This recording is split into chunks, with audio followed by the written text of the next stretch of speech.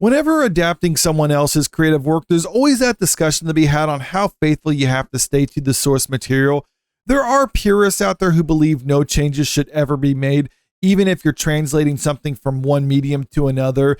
I'm not really the purist in that sense because I understand certain concessions will inevitably have to be made, especially if you're trying to go from the book to the screen. I'm not going to say the book is always better because it's different than the movie that we're getting, but still, I do believe if you're going to translate someone else's work, then you should actually take the effort to try to be as faithful to the source material as possible. At the very least, even if you're going to make some changes, try to stay faithful to the message that they're initially trying to portray with this book or movie or whatever it was that they created. And up to this point, a lot of people have been critical over the Rings of Power because it has been deviating pretty dramatically from Tolkien's work. Up to this point, though, a lot of people have been trying to defend it by saying, well, no, it's still faithful to the source material because of XYZ. Tolkien either made things ambiguous or with the way the language was, you can interpret it this way, even if it kind of goes against the messaging and other stuff he said here. And just things like that has been going around in defense of the Rings of Power. But now Amazon has kind of taken a different approach because they have this video coming out from this scholar or the so-called Tolkien scholar, who's now just basically saying there is no canon to the Lord of the Rings. And by that extension, you can pretty much do whatever you want with it. I think it's kind of a ridiculous claim, but let's hear what he has to say on this matter and see if you actually agree or disagree with him. This article is coming from That Park Place. So-called Tolkien professor Corey Olsen makes absurd claim that there's no such thing really as canon in Tolkien in attempt to defend the Rings of Power. I think that's kind of a bold claim on his part. In a clip uploaded to the Lord of the Rings on Prime's official account on X, Olsen states, first thing to specify is that there's no such thing really as canon in Tolkien. Tolkien's ideas were ever evolving. And yes, that's true. Tolkien's ideas were evolving over the course of his life, and some things that he would tweak or go back and like clarify when people would ask about it. But the big thing about that is it's still Tolkien. He's basically just like clarifying his own work. He's allowed to actually go back and edit his own work. I think a lot of people are wondering, well, should you go back and edit someone else's work on behalf of them? I tend to disagree with that, but apparently, according to this guy here, that's fair game.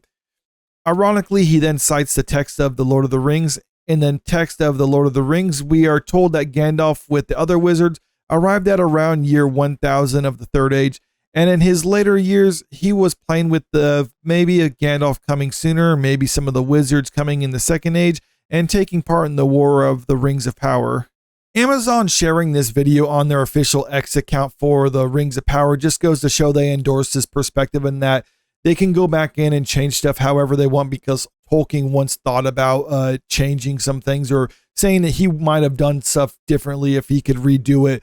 Now, like I said before, this is Tolkien talking about editing his own work. I don't think it's up to someone else to edit someone else's work for them. And also, this isn't like a hypothetical or Tolkien left the information ambiguous, so they're free to kind of run with it how they will. So far, we've seen a lot of that in the Rings of Power. And while I do think there is some criticism to be had with that, especially if the decisions they're making kind of contradict other stuff, there is a little bit more leeway when it's not made clear in the original source material. But for something like this, it was made clear in the source material that Tolkien established when the wizards actually arrived in Middle-earth and that they weren't actually present for the events of the show. But he's just saying because Tolkien once thought that he might have done it differently if he rewritten it, well, then that's fair game for them to just go back and rewrite it on his behalf. Olsen claims is completely absurd on its face. He makes it even more absurd by immediately citing the canon. In fact, in Tolkien's essay on fairy stories, he makes it clear that one becomes a successful sub-creator by indeed adhering to the canon of the story. Tolkien explained, what really happens is that the storymaker proves a successful sub-creator. He makes a secondary world which your mind can enter. Inside it, what he relates is true. It accords with the laws of that world. You therefore believe it, while you are, as it were, inside. This Tolkien scholar is basically using this as an excuse to say, see, Tolkien granted permission for sub-creators to come in and populate it with their own ideas. Of course, he's missing the big key takeaway from all this, and that you have to stay faithful to the source material. And this isn't for some petty vanity reason where Tolkien's like, no one can ever touch my work, so no one can ever do anything unless I actually did it first. This is just about keeping the world alive, because if you start violating a lot of the rules and laws that were already pre-established in it, well, then suddenly people who are consuming it are no longer immersed within that world, because they're now stopping and thinking, wait, does this actually mesh up, or does things make sense with what we already know was pre-established? The moment disbelief arises, the spell is broken. The magic, or rather art, has failed. You are then out in the primary world again, looking at the little abortive secondary world from outside. And I think that's kind of an important takeaway from all this, is you just have to keep your audience immersed within the world that you've created, especially when it's a big ask like high fantasy, where you have to have your audience buy into a lot of this magic and other stuff like that doesn't necessarily exist in the world that we actually live in. Because when you do stuff that causes your audience to think like, wait a minute, this contradicts something else I already know, or when there's certain decisions that are made, it's like, wait, was this made because they're trying to push this type of political agenda? Well, then suddenly your audience is no longer immersed in the world. They're stopping it and thinking about it. It'd be like trying to enjoy watching a magician, but there's a mirror set up behind them so you can see what they're doing outside of your regular view. It might be interesting for some people, but other people, it's just not as good of a show when you're watching it in that context. Some people could be forgiving and just be like, okay, I'll just try to ignore it and just watch what they're doing. Other people maybe won't be so generous, and I don't think they should be expected to. I think it's the job of the people creating it to try to keep your audience immersed. And if they can't do that, well, then that's kind of on the creator. If you are obliged by kindness or circumstance to stay, then disbelief must be suspended or stifled. Otherwise, listening and looking would become intolerable. But this suspension of disbelief is a substitute for the genuine thing, a subterfuge we use when condescending to games or make-believe, or when trying more or less willingly to find what virtue we can in the work of an art that has for us failed. And that's why I'm saying when there was that part about things being ambiguous or unexplored, then that's a little bit more room for new creators to come in and kind of insert their own ideas. But you have to emphasize that this is so long as it doesn't take people out of what they already know about the pre-established lore. Because too often than not, we saw that with Rings of Power, where there are certain things that never are explicitly denied by Tolkien, or it never said explicitly this did or didn't happen. So they'll take that to mean that they can do with it what they want. Like take the orc family in Rings of Power. A lot of people felt that looked pretty ridiculous, what we know about the orcs.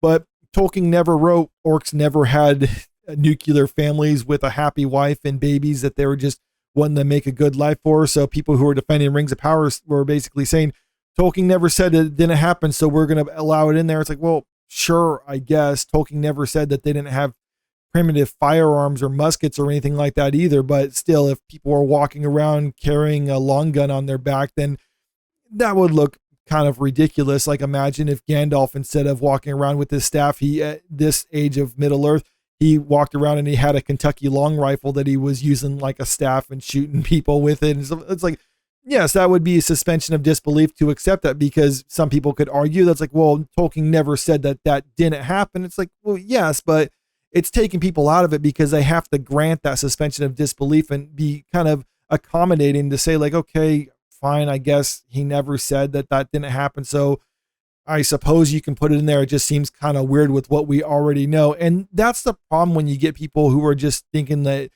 wherever there's a blank spot, they can fill it in with whatever they want, because it just doesn't work like that. And especially when it comes to high fantasy. But this whole concept that there is no established lore canon, Tolkien himself was adamant that there actually was. And he's even said it many times himself. Tolkien specifically noted that there is canon in The Lord of the Rings in a letter sent to Forrest J. Ackerman, wherein he provided comments on a film treatment for The Lord of the Rings by Morton Zimmerman. And here's the letter he wrote about all that. I'm not going to read this whole thing here, but I'll leave a link to this article in the description of the video. I encourage you to check it out yourself. But just look at this last part for it. The canons of narrative art in any medium cannot be wholly different, and the failure of poor films is often precisely an exaggeration and in the intrusion of unwarranted matters owing to not perceiving where the core of the original lies. And that's why there's nothing wrong with Tolkien fans who don't like what Amazon is doing with Rings of Power, because it's up to the studio to basically get people immersed within the world that they're trying to create in the world of Middle-earth. And if a lot of audiences don't actually like what they're doing and it's taking them out of it, well, then they're under no obligation to suspend their disbelief on behalf of them.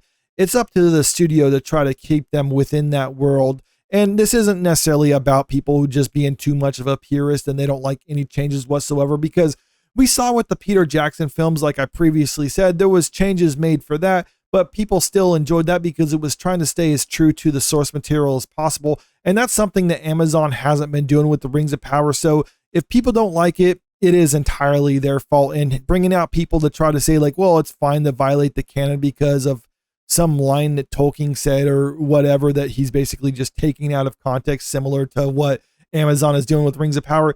That's really just not going to cut it. If you want to make a show that people are going to like, you have to stay true to the source material. But let me know what you think about all this in the comment section below. And also, if you haven't already, make sure you click that subscribe button if you want to stay up to date with the latest entertainment news. And don't forget to click that like button and share this video out there because it really helps out with the channel. Thank you.